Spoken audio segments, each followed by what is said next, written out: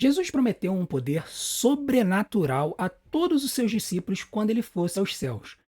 Porém, esse poder sobrenatural que ele ofereceu aos seus discípulos não é exatamente o que é apresentado para as pessoas nas igrejas evangélicas hoje. Se você quiser saber o poder que Jesus disse que daria aos homens em Atos capítulo 1, versículo 8, assista esse vídeo do começo ao fim, porque essa mensagem pode mudar radicalmente a forma como você lida com o evangelho.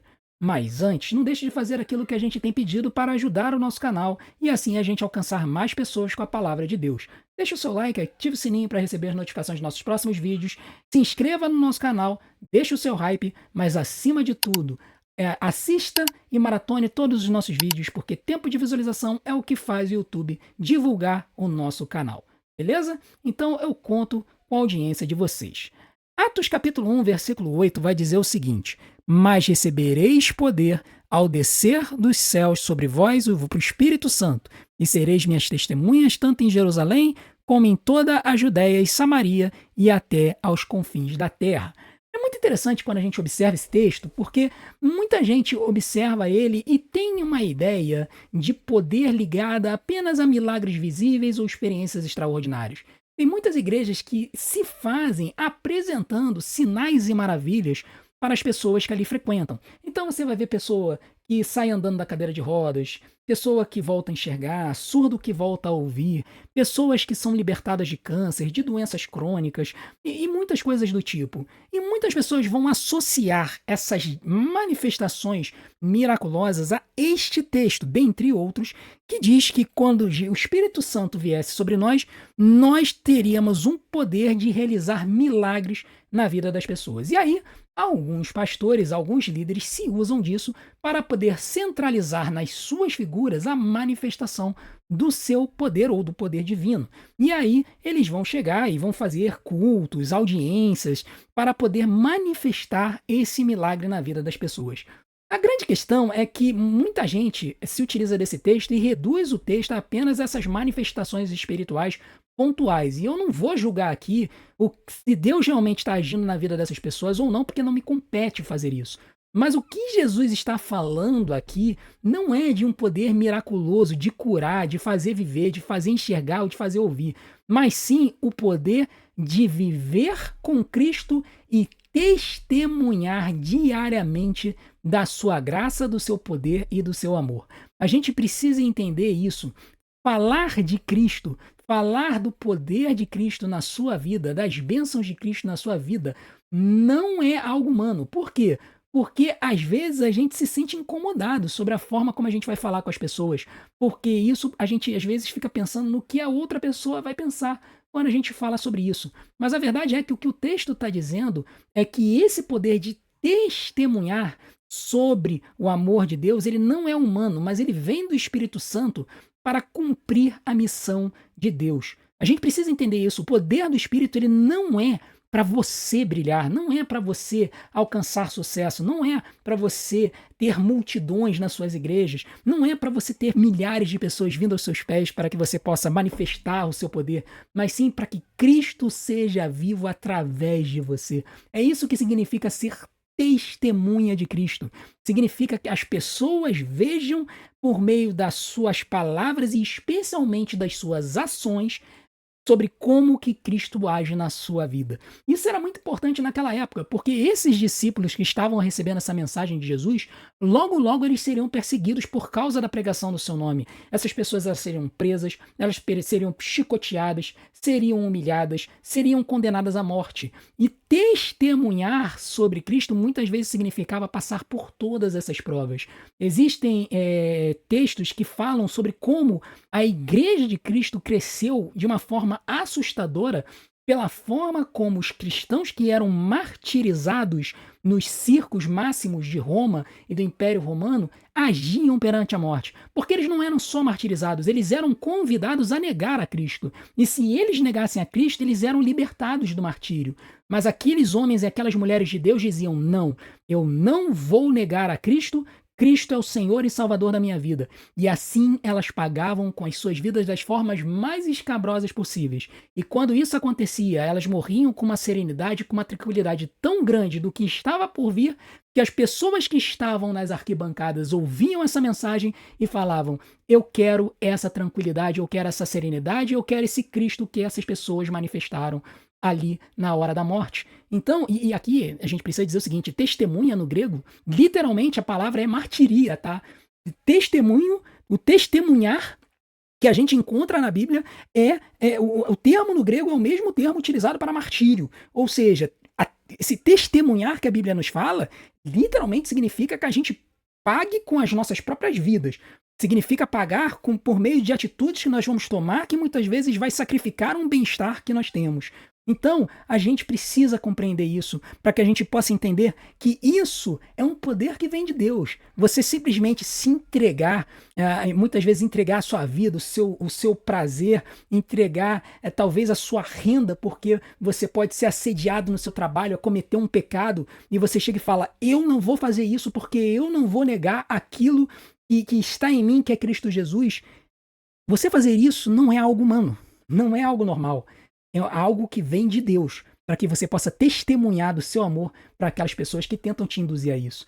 E a gente precisa entender isso. Esse texto ele foi um alerta muito importante para os discípulos. Foi as últimas palavras de Jesus antes de ele ascender aos céus.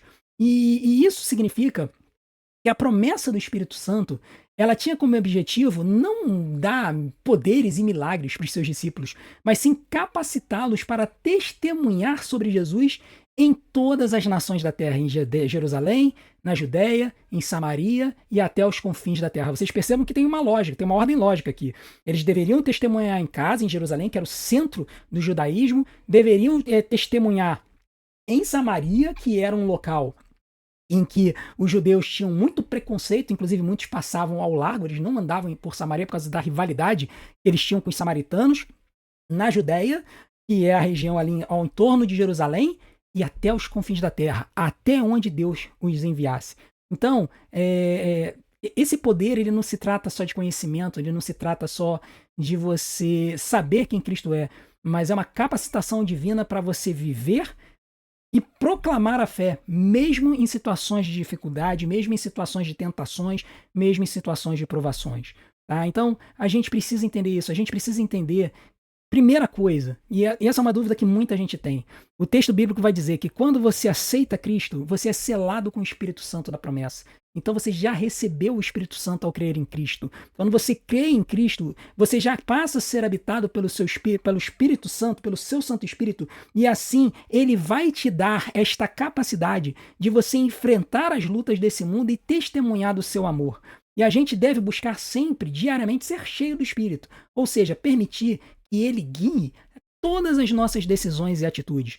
E como é que você vai saber se você está cheio do Espírito? Por meio do seu fruto, por meio das suas atitudes. Se você ama a Deus, se você ama ao próximo, se você demonstra mansidão, paz, longanimidade, se você demonstra temperança, se você demonstra domínio próprio, isso vai revelar que você está cheio do Espírito Santo de Deus. E isso vai revelar que você tem esse poder que ele nos traz para poder testemunhar dele para as pessoas que estão à nossa volta, mesmo diante das maiores dificuldades.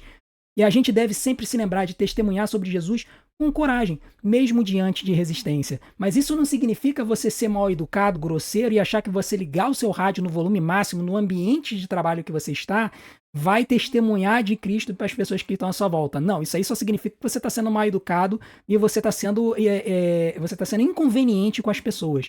Significa que quando você for confrontado com o mal, com o erro, você chegar e falar assim: eu não vou aceitar isso, porque Cristo entendeu e disse para mim na sua palavra que não é assim que eu devo agir.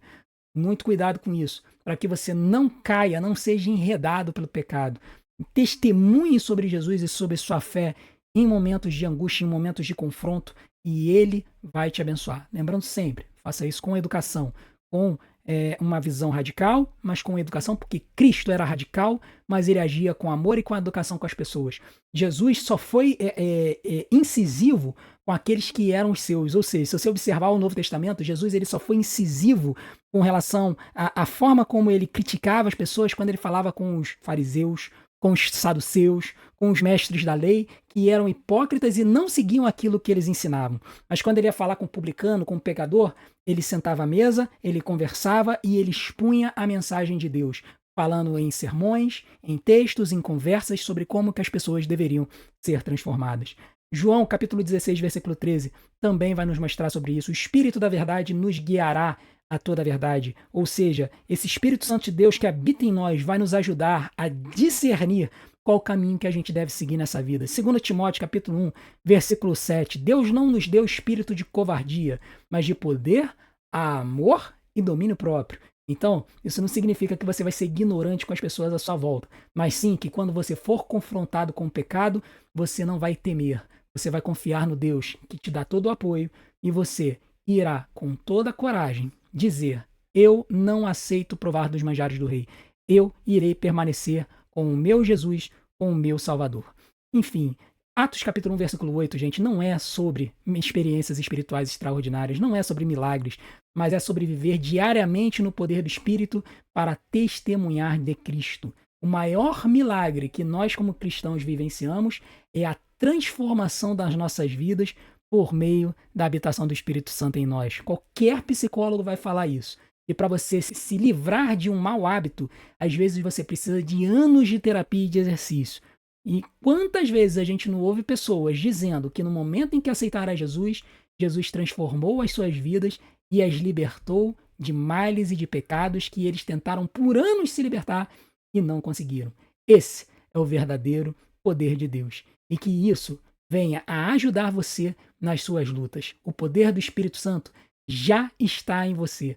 O que falta é você saber usá-lo, saber compreender como que esse poder age na sua vida. No momento que você descobrir, você vai descobrir uma forma totalmente diferente de você lidar com os problemas desse mundo e você vai viver uma vida muito mais tranquila, sabendo que Cristo está ao seu lado, ajudando você a enfrentar as lutas desse mundo. Amém? Que essa mensagem possa abençoar a sua vida. E eu quero ouvir o seu testemunho. Se de alguma forma Cristo agiu na sua vida de uma forma poderosa, livrando você do laço do passarinheiro, livrando você do pecado, ajudando e orientando você na sua jornada, mesmo que isso fosse contra toda a racionalidade desse mundo, coloque seu testemunho aqui embaixo. Eu quero ouvir o que você tem para nos dizer, até para que você possa abençoar outras pessoas que vão assistir o vídeo e possam ser encorajadas pela forma como Deus agiu na sua vida. Amém? E não deixe de continuar a ajudar o nosso canal assistindo às nossas mensagens. Novamente, tempo de visualização é o que faz o YouTube divulgar o nosso canal. Vou colocar algumas opções aqui na tela para vocês e eu desde já desejo vê-los do outro lado. Um grande abraço e Deus os abençoe.